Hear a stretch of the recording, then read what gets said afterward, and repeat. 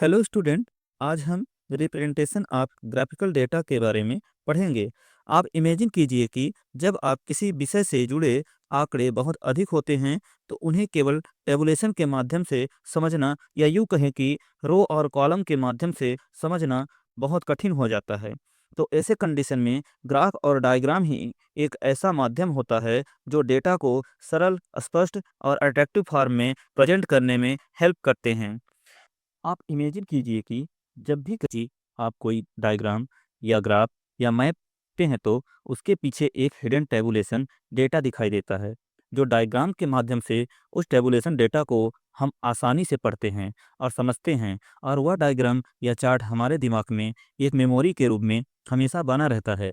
क्या आपने कभी सोचा कि अगर हम उस डायग्राम या ग्राफ के बजाय उसके टेबुलेशन डेटा को बारीकी से पढ़ें और याद करें तो हमारे लिए कितना कठिन होगा? क्या हम उस उतना ही आसानी से उस टेबुलेशन डेटा को याद कर पाएँगे, जितना कि हम एक ग्राफ़िकल डेटा को दिमाग में रख पाते हैं? वाक़ई यह सोचने की बात है, और यही कारण है कि किसी भी टेबुलेशन डेटा को आसानी से पढ़ने के लिए हमें एक सरल और स्पष्ट डायग्राम की आवश्यकता पड़ती है। तो इसीलिए आज ये टॉपिक बनाया गया है, जिसको हम कहते हैं रिप्रेजेंटेशन ऑफ ग्राफ़िकल डेटा। तो चलते हैं अपने इस महत्वपूर्ण टॉपिक की ओर और देखते हैं क्या-क्या उसमें खास बातें हैं। तो सबसे पहले हम यह जान लेते हैं कि यह टॉपिक हमारे लिए इतना महत्वपूर्ण क्यों है।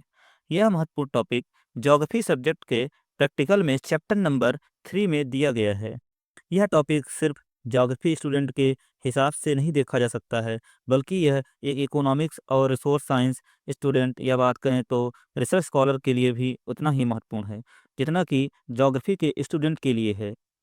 अर्थात इसको हम ज्योग्राफी के अलावा भी पढ़ा जा सकता है, या कहें तो इसको इकोनॉमिक्स के बच्चे भी इसको पढ़ सकते हैं। इस टॉपिक के अंतर्गत महत्वपूर्ण एक्सरसाइज या कहें तो एक एक्सपेरिमेंट क्वेश्चन दिया गया है, जो एक प्रैक्टिकल में भी आपको एक्सपेरिमेंट के रूप में दिया गया है। इसके बारे में आज हम विस्तृत चर्चा करेंगे। तो चलते हैं इस महत्वपूर्ण एक्सरसाइज क्वेश्चन को देखते हैं। क्वेश्चन क्या है?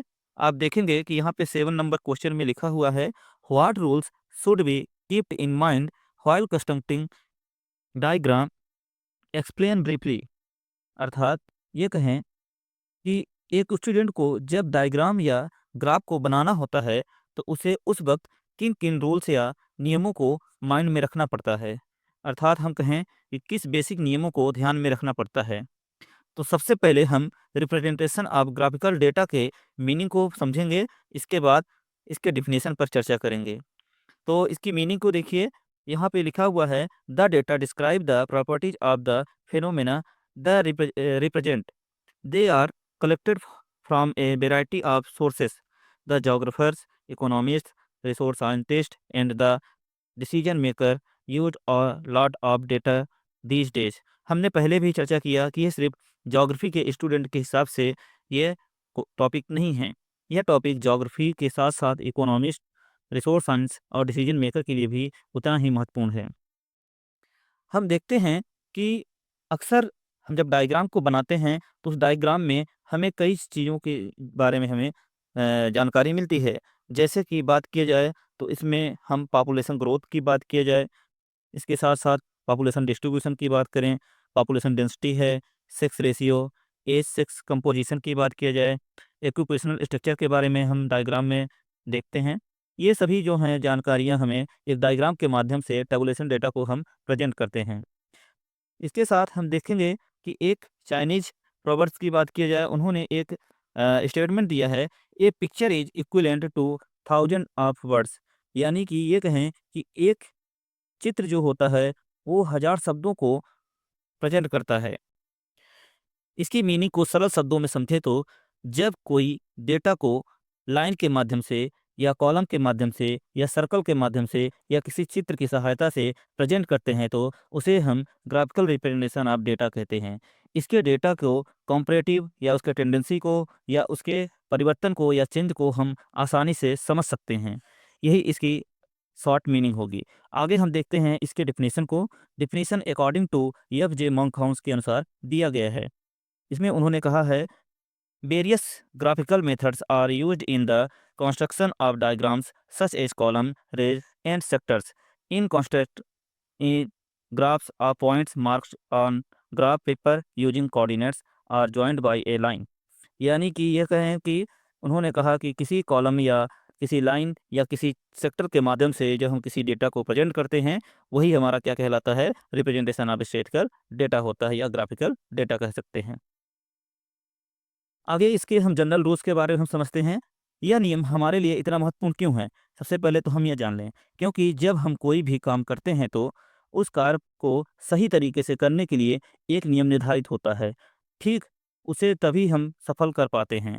या ये कहें कि अगर कोई काम को हम नियम निर्धारित तरीके से करते हैं, तभी हम उसको सफल तरीके से कर पाते हैं। ठीक उसी तरह डायग्राम या ग्राफ को बनाने के लिए भी एक नियम निर्धारित किया जाता है। तो चलिए देखते हैं यह नियम कौन-कौन से हैं। सबसे पहला है इसमें selection of a suitable methods, यानी कि जब आप किसी डेटा को प्रेजेंट करते हैं किसी डायग्राम या किसी ग्राफ के माध्यम से, तो आपका जो वो डायग्राम है, वो डेटा के लिए कितना सूटेबल हो रहा है।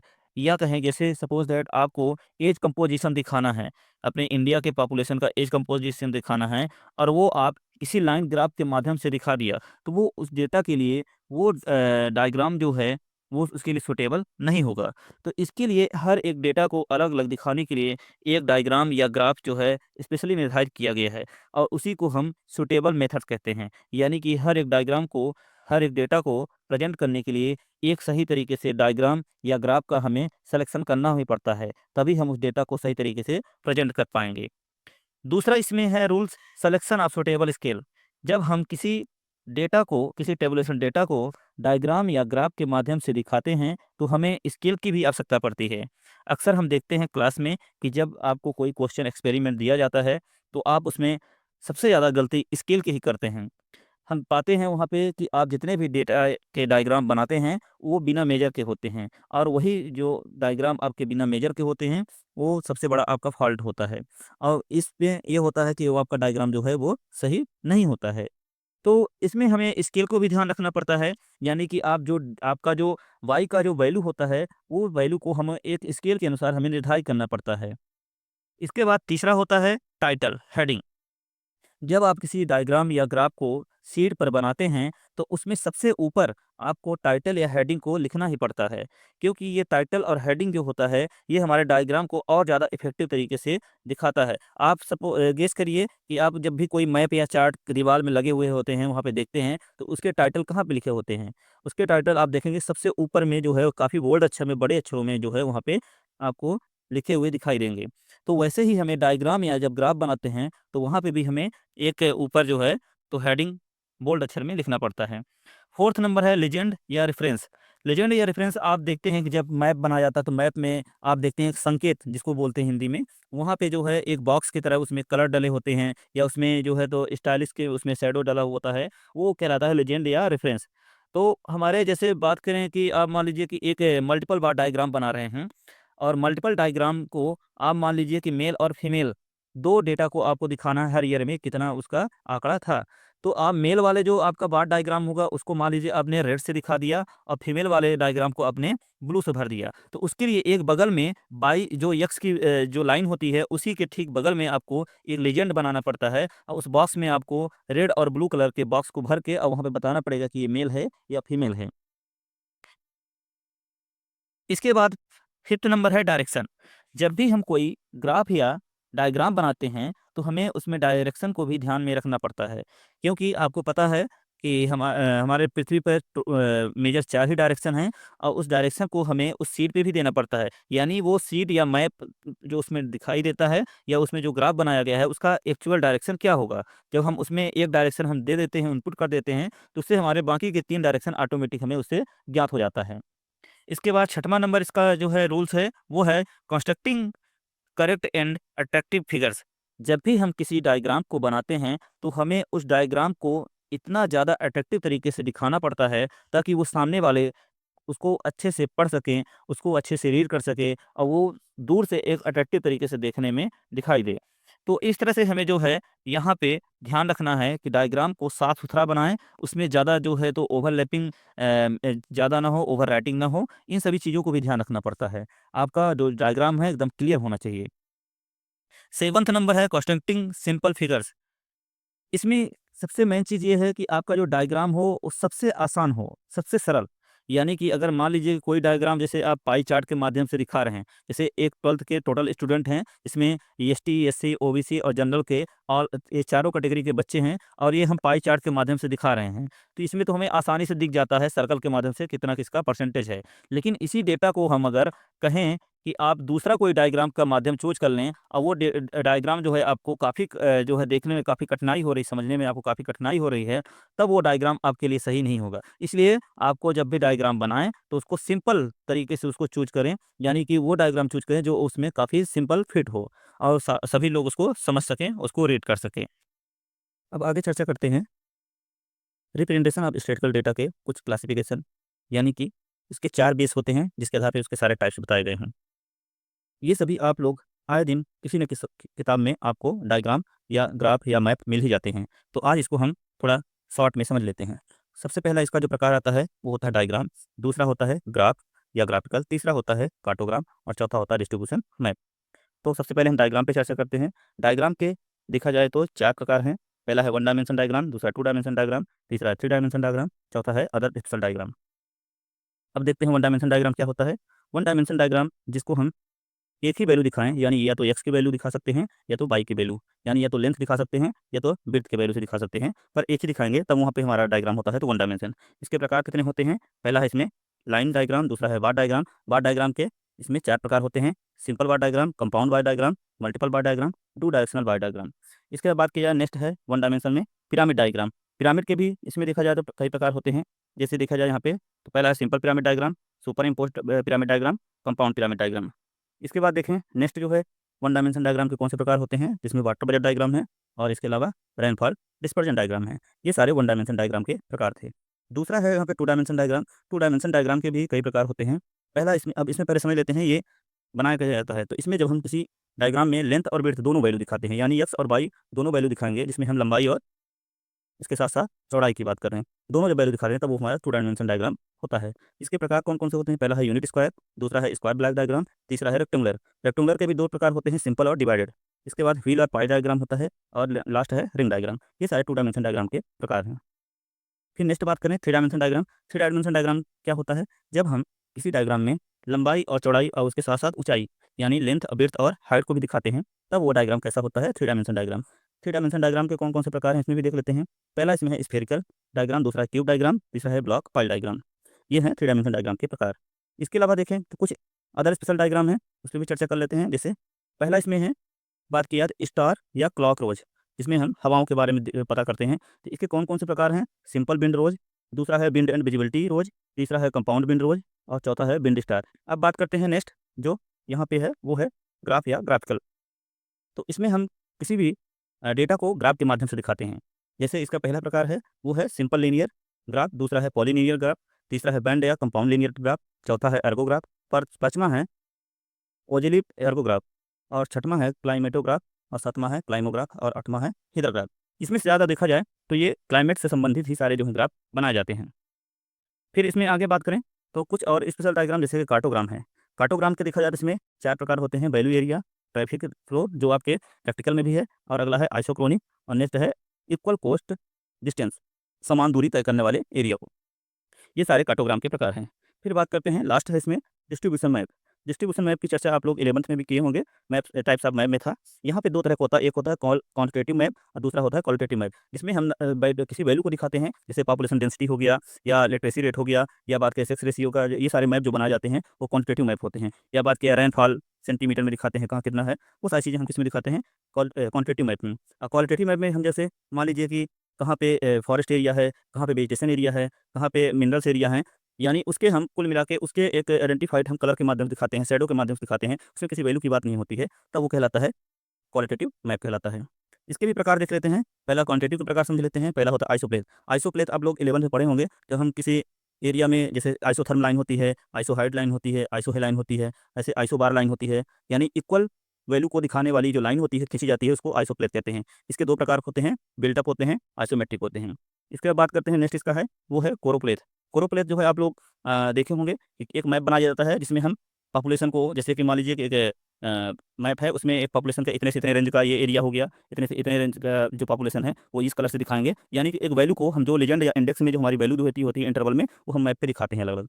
फिर इसके बाद बात की जाए, नेक्स्ट है डॉट। डॉट मैप पे जो है आप यहाँ पे पॉपुलेशन डेंसिटी को, इसको डिस्ट्रीब्यूशन को दिखाया जाता है। कोरोप्लेथ में डेंसिटी, पॉपुलेशन डेंसिटी को दिखाते हैं, जबकि डॉट मैप में हम पॉपुलेशन डिस्ट्रीब्यूशन को दिखाते हैं। यही दोनों में मेन अंतर है। तो डॉट मेथड में भी 2 उसके प्रकार होते हैं, एक होता है स्टील जी बोयर मेथड और एक होता है स्टैंडी गियर मेथड। इसके बाद बात किया, नेक्स्ट इसमें है डायग्रामेटिक मेथड होता है। इसमें 2 प्रकार के होते हैं, एक बार डायग्रामेटिक और दूसरा होता है पाई डायग्रामेटिक।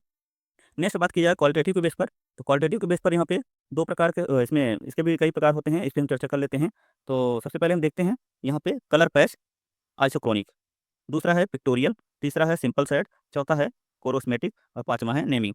तो इसमें कलर पैच का मतलब होता है किसी एरिया को आप कलर के माध्यम से उसको आइडेंटिफाई करते हैं। पिक्टोरियल का मतलब होता है कि किसी एरिया को आप चित्र के माध्यम से दिखाते हैं। सिंपल शेड यानी कि आप जो यहाँ पे कलर कोरोप्लेथ था, वही चीज़ यहाँ पे सिंपल शेड में होता है, यानी इसमें कलर की जगह पे आप स्केच का उपयोग करते हैं, सॉरी स्केच का नहीं, पेंसिल का उपयोग करते हैं। और कोरोस्मेटिक यानी इसमें सिंबल का उपयोग, जैसे आप मिनरल्स को ट्रायंगल शेप में दिखा दिए, या आप बात करें कहीं पे, यानी एक उसका लीजेंड में आप जो है वहाँ पे उसका एक सिंबल रहता है जो उस मैप पे दिखाया जाता है। यही सारे इसके जो हैं तो विशेषताएँ होती हैं। अब इसके डायग्राम को भी अगर देखना है कि ये कैसे डायग्राम बनाए जाते हैं, तो इसको भी हम चर्चा कर लेते हैं।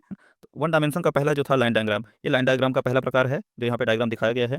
दूसरा यहाँ पे है बार डायग्राम का, जो बार डायग्राम का सिंपल बार डायग्राम है। तीसरा उसी का है, बार डायग्राम का ही एक प्रकार आता है। यहाँ पे आप देखिए, ये बार डायग्राम का ही एक प्रकार है, कंपाउंड बार डायग्राम। इसके बाद बात की जाए तो नेक्स्ट है मल्टीपल बार डायग्राम, ये भी बार डायग्राम का ही एक प्रकार है। फिर इसके बाद नेक्स्ट है two direction deviation bar diagram, ये भी बार डायग्राम का ही प्रकार है। यहाँ पे देखिए, इस ये पिरामिड डायग्राम है, शुरू होता है। इसका पहला प्रकार है सिंपल पिरामिड डायग्राम, दूसरा इसमें है सुपर इम्पोज्ड पिरामिड डायग्राम, तीसरा इसमें आता है कंपाउंड पिरामिड डायग्राम, और ये तीनों जो थे पिरामिड डायग्राम के प्रकार थे। इसके बाद बात की जाए तो ये अदर डायग्राम में आते हैं जो वन डायमेंशन के हैं। ये है वाटर बजट डायग्राम है। फिर इसके बाद बात की जाए, नेक्स्ट है रेनफॉल डिस्पर्जन डायग्राम है। इसके बाद बात की जाए तो ये आता है, यहाँ से टू डायमेंशन डायग्राम शुरू हो गया। इसमें पहला है यूनिट स्क्वायर डायग्राम आता है, दूसरा है स्क्वायर ब्लॉक डायग्राम आता है, तीसरा इसमें आता है सिंपल रेक्टेंगुलर डायग्राम, रेक्टेंगुलर का ही एक प्रकार होता है इसमें, और उसी का दूसरा प्रकार आता है डिवाइडेड रेक्टेंगुलर डायग्राम। फिर इसके बाद नेक्स्ट आता है इसमें, ये है व्हील और पाई डायग्राम, जो आपके प्रैक्टिकल में भी है। फिर इसके बाद बात की जाए, नेक्स्ट इसमें आता है रिंग डायग्राम। फिर इसके बाद की जाए तो यहाँ से 3 डायमेंशन डायग्राम शुरू हो जाता है। इसमें पहला आता है स्फेरिकल डायग्राम, फिर इसके बाद दूसरा इसमें आता है क्यूब डायग्राम, और तीसरा इसमें आता है ब्लॉक पाइल डायग्राम। इसके बाद फिर नेक्स्ट शुरू होता है जो यहाँ पे कुछ अदर स्पेशल डायग्राम दिए गए थे। तो इसमें पहला आता है सिंपल विंड रोज डायग्राम आता है, दूसरा है विंड विजिबिलिटी डायग्राम, तीसरा है कंपाउंड विंड रोज डायग्राम, और चौथा है विंड स्टार डायग्राम। इसके बाद बात की जाए तो कुछ और डायग्राम इसमें शामिल हैं। जैसे बात किया जाए तो ट्रायंगुलर डायग्राम आता है, ये दोनों उसी के हैं। फिर इसके बाद एक है स्कैटर डायग्राम। यहाँ से शुरू होता है ग्राफ या ग्राफिकल के। तो पहला इसमें ग्राफ आता है, सिंपल लीनियर ग्राफ आता है। दूसरा इसमें आता है पॉलीलीनियर ग्राफ या पॉलीग्राफ बोलते हैं, जो आपके प्रैक्टिकल में भी है। तीसरा इसमें है बैंड ग्राफ। फिर इसके बाद नेक्स्ट इसमें आता है आर्कोग्राफ। फिर इसके बाद नेक्स्ट इसमें आता है ऑग्लिव आर्कोग्राफ आता है। फिर इसके बाद नेक्स्ट इसमें आता है क्लाइमेटोग्राफ। फिर इसके बाद इसमें नेक्स्ट आता है क्लाइमोग्राफ। और इसके बाद इसमें अगला है, ये लास्ट है इसका हीदर ग्राफ, यानी कि ग्राफ के इतने सारे प्रकार थे। अब यहाँ शुरू होता है कार्टोग्राम के प्रकार। तो पहला आता है वैल्यू एरिया कार्टोग्राम, दूसरा आता है इसमें ट्रैफिक फ्लो कार्टोग्राम, ये भी आपको प्रैक्टिकल में क्वेश्चन दिया गया है। फिर इसके बाद इसमें नेक्स्ट है आइसोक्रोनिक कार्टोग्राम। ये जो है आपके सभी कार्टोग्राम के प्रकार थे। अब यहाँ से जो है तो डिस्ट्रीब्यूशन मैप के प्रकार, जो पहला था उसमें क्वालिटेटिव मैप, तो इसमें पहला है सिंपल सेट मेथड मैप आता है, दूसरा है पिक्टोरियल मेथड, ये देखिए चित्र यहाँ पे बनाए गए हैं। फिर इसके बाद तीसरा इसमें है कोरोस्मेटिक या सिंबल मेथड, आप देखिए यहाँ पे सिंबल के माध्यम से यहाँ पे सारी चीज़ें दिखाई गई है। फिर इसके बाद बात की जाए तो यहाँ शुरू होता है क्वान्टिटेटिव मैप या क्वान्टिटेटिव मेथड के प्रकार। तो पहला आता है इसमें कोरोप्लेथ मेथड, जो आपको क्वेश्चन में दिया गया है प्रैक्टिकल में। दूसरा है इसमें आइसोप्लेथ मेथड। फिर इसके बाद बात की जाए, तीसरा है इसमें बिल्टअप आइसोप्लेथ मेथड, जो आइसोप्लेथ का ही प्रकार है।